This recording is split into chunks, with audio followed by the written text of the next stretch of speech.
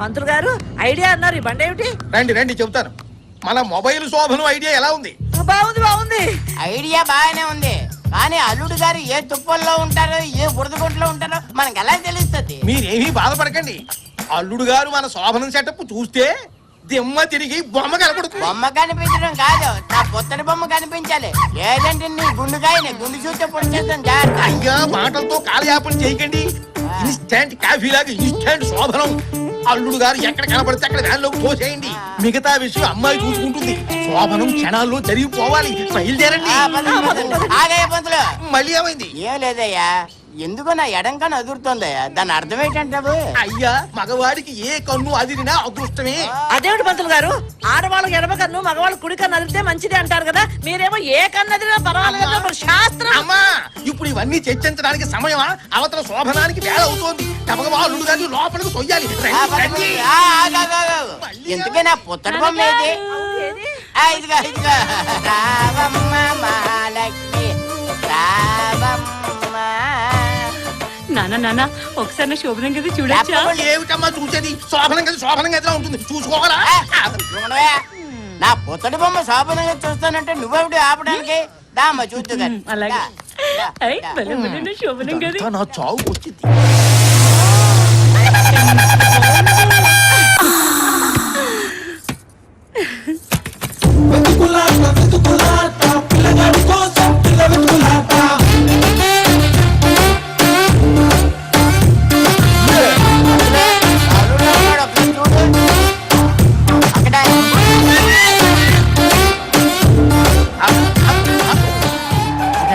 నీవు ఇక్కడే ఉండమ్మా, నేను వెళ్ళి వాడు చొక్కా పట్టి లాక్కొచ్చి నీ ఒళ్ళో పడ.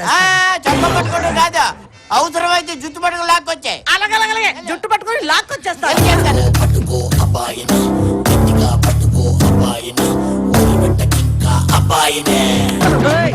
ఏరా కోయోడి మాటలు విని శోభనం చేసుకొని కూడా పారిపోయేస్తావా? నిన్ను నిన్ను పదరా పద.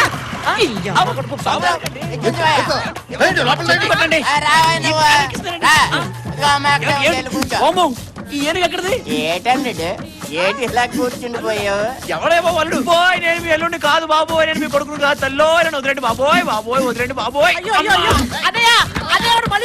నేను దొరకనంతే.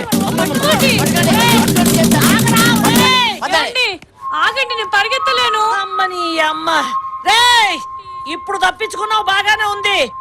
నువ్వు మళ్ళీ నాకు దొరక్కపోతావా? నీ చేత శోభనం చేయించకపోతానా? నా పేరే శకుంతల కాదు.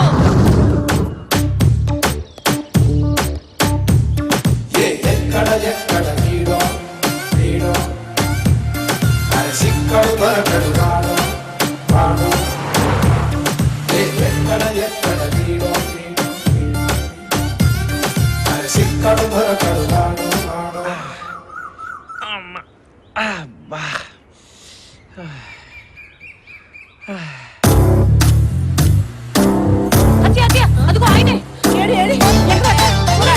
చూడండి అతి చూడండి. అయ్యో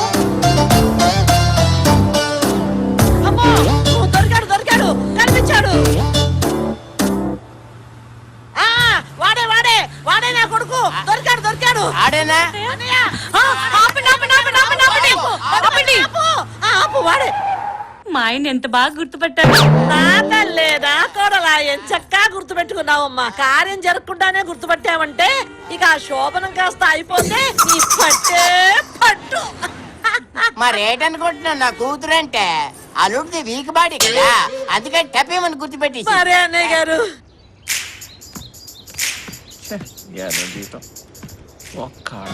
ఇదిగో అన్నయ్య గారు, ఆ మొత్తం మంది ఏదో కాస్త నెమ్మదిగా పెట్టండి ముక్కు దగ్గర, ప్రాణానికి ఏమీ హాని లేకుండా.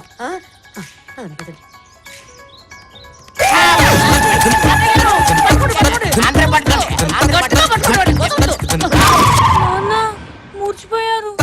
మరి శోభను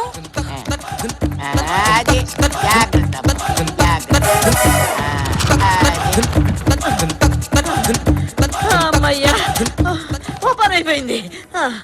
నాకు భయం వేస్తుంది. నీకెందుకమ్మా భయం?